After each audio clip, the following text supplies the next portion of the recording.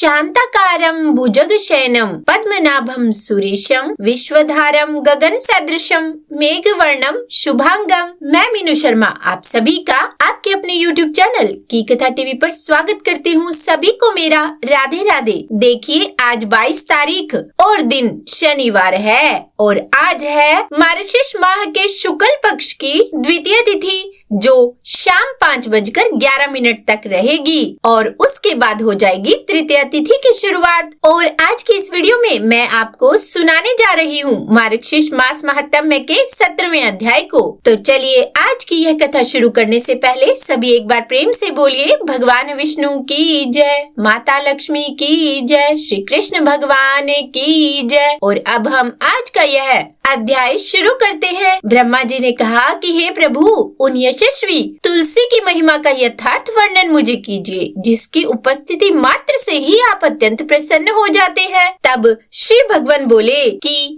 रत्न, स्वर्ण, पुष्प और मोती अर्पित करने पर तुलसी पत्र अर्पित करने से मिलने वाले पुण्य का 16वां भाग भी नहीं होता। जो मनुष्य तुलसी दल से मेरी पूजा करता है वह दोबारा गर्भ में नहीं जाता, यानी कि नया जन्म नहीं लेता, उसे मोक्ष की प्राप्ति हो जाती है। जो मनुष्य तुलसी उगाए और उसके पत्तों से मेरी पूजा करे वह स्वर्ग में भी आनंदित होगा और श्वेत द्वीप में मेरे निवास में भी यदि कोई मनुष्य पवित्र, सुगंधित और अक्षत तुलसी दल से कम एक बार मेरी पूजा करता है तो यमराज उस मनुष्य के पाप को मिटा देता है जिसे वे उसके अभिलेख में लिखा हुआ देखते हैं। यदि लोग मेरी पूजा के लिए तुलसी के पत्ते एकत्रित नहीं करते तो उनकी जवानी, जीवन, धन और संतान पर धिक्कार है। उनका सुख इस लोक और परलोक में नहीं देखा जाता।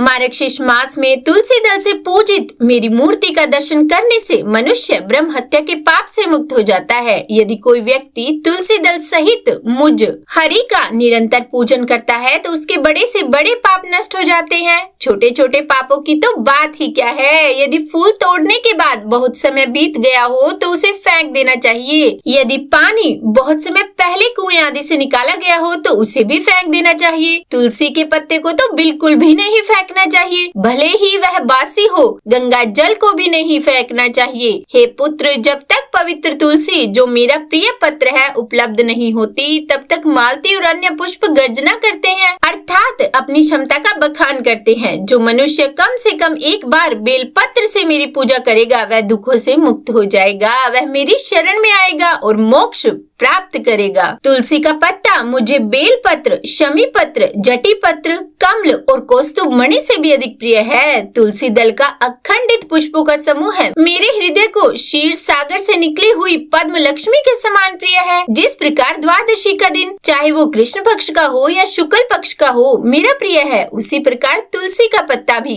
चाहे काला हो या हरा मेरा प्रिय है। यदि कोई मनुष्य तुलसी पत्र लेकर भक्ति पूर्वक मेरी पूजा करता है तो देवता, असुर और मनुष्य सभी उसकी पूजा करते हैं। जब तक काली तुलसी का एक भी अंकुर नहीं मिलता तब तक कौस्तुभ मणि जैसे असंख्य रत्न और अन्य रत्न गर्जना करते रहते हैं। जो व्यक्ति कृष्ण तुलसी के साथ भक्ति पूर्वक कृष्ण की पूजा करता है वह उज्जवल लोक को प्राप्त करता है जहाँ श्री के साथ विष्णु भी विद्यमान रहते हैं। जो लोग मेरी पूजा के लिए भिक्षुकों और अन्य भक्तों को तुलसी के पत्ते देते हैं वे अचल लोक मोक्ष को जाते हैं। जो मनुष्य श्याम और श्वेत तुलसी दल से मेरी पूजा करता है वह शरीर त्यागने के बाद भी शाश्वत वैष्णव गति को प्राप्त करता है। ब्रह्मा जी ने कहा कि हे केशव, धूपदान की महिमा तथा दीपदान से होने वाले लाभ को भी मुझे सत्य सत्य बताइए। तब श्री भगवान बोले कि हे पुत्र सुनो, मैं तुम्हें धूप बत्ती का लाभ और दीपदान का महत्व बताता हूँ। ये मुझे अत्यंत ही प्रिय है। मार्गशीर्ष के महीने में धूप बत्ती, कपूर और सुगंधित दिव्य चंदन मुझे अत्यंत ही प्रिय है। मुझे धूप अर्पित करने से भक्त अपने कुल के 100 पीढ़ियों का उद्धार कर देता है। जो वैष्णव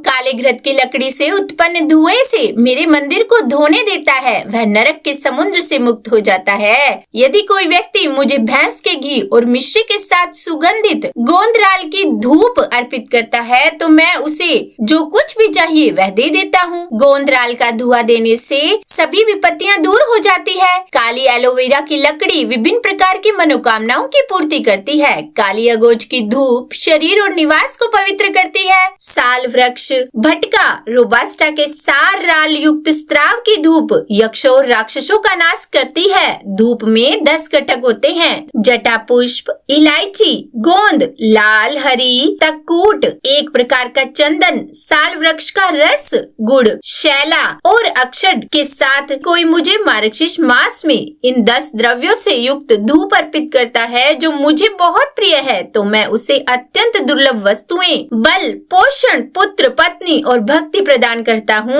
मनुष्यों को मुस्ता, जो कि एक प्रकार की घास है, उसकी धूप मुझे बहुत प्रिय है। गुड़ की धूप सत्ता और दूसरों को विजय दिलाने वाली है। जो मनुष्य मार्गशीर्ष के इस महीने में मेरे समक्ष इस धूप को अर्पित करता है वह सभी पापों से मुक्त होकर मुझे प्राप्त होता है। जिसके अंग मुझे अर्पित धूप के अवशेषों से पहुँचे जाते हैं उसे आकाश, पृथ्वी या वायुमंडल से आने वाले किसी भी भय का भय नहीं रहता। यदि मार्गशीर्ष मास में मेरे समक्ष अखंड श्रद्धा पूर्वक धूप अर्पित की जाए तो उस मनुष्य को कोई कष्ट नहीं होता, उसे सभी प्रकार की संपत्तियां प्राप्त होती है। यह धूप सुंदरता प्रदान करती है। धूप अत्यंत पवित्र करने वाली होती है। वृक्ष से निकलने वाला रस दिव्य होता है। यह अत्यंत पवित्र और पवित्र करने वाला होता है। अब मैं तुम्हें दीपों की महत्वता का वर्णन करूंगा। यदि इन्हें मुझे अर्पित किया जाए तो मनुष्य निस्संदेह बैकुंठ को जाता है। जो मनुष्य घी से भरी हुई अनेक बत्तियों वाला दीपक विधि पूर्वक जलाता है वह 1 करोड़ कल्पों तक स्वर्ग में निवास करता है। जो मनुष्य मार्गशीर्ष के इस महीने में मेरे सामने प्रकाश को लहराते हुए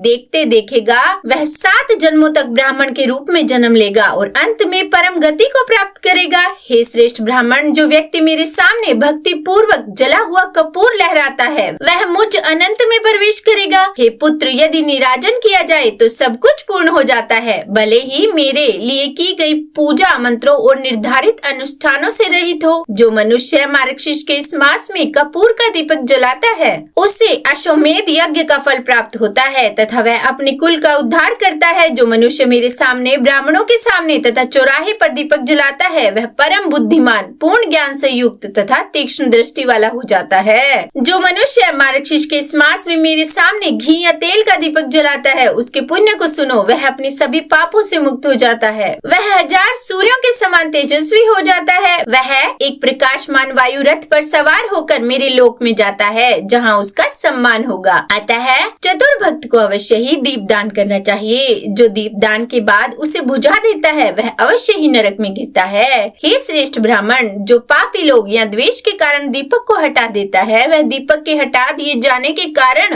अंधा और गूंगा हो जाता है। तो बोलिए विष्णु भगवान की जय। यह श्री स्कंद पुराण के वैष्णव खंड के मार्गशीर्ष महात्म्य का 7वां अध्याय यहीं पूर्ण हुआ और इसके आगे क्या हुआ यह हम जानेंगे कल इसके आगे आने वाले अध्याय में। तो तब तक चैनल से जुड़े रहिए और ऐसी ही आध्यात्मिक कथाएं सुनते रहिए। उम्मीद करती हूँ आज की यह कथा भी आपको पसंद आई होगी। अगर अच्छी लगी हो वीडियो तो लाइक एंड शेयर कीजिएगा और चैनल पर नए हैं सब्सक्राइब नहीं किया है तो सब्सक्राइब भी कर ही दीजिएगा। और हाँ, कमेंट बॉक्स में राधे राधे लिखना बिल्कुल भी मत भूलिएगा। तो बोलिए राधे राधे।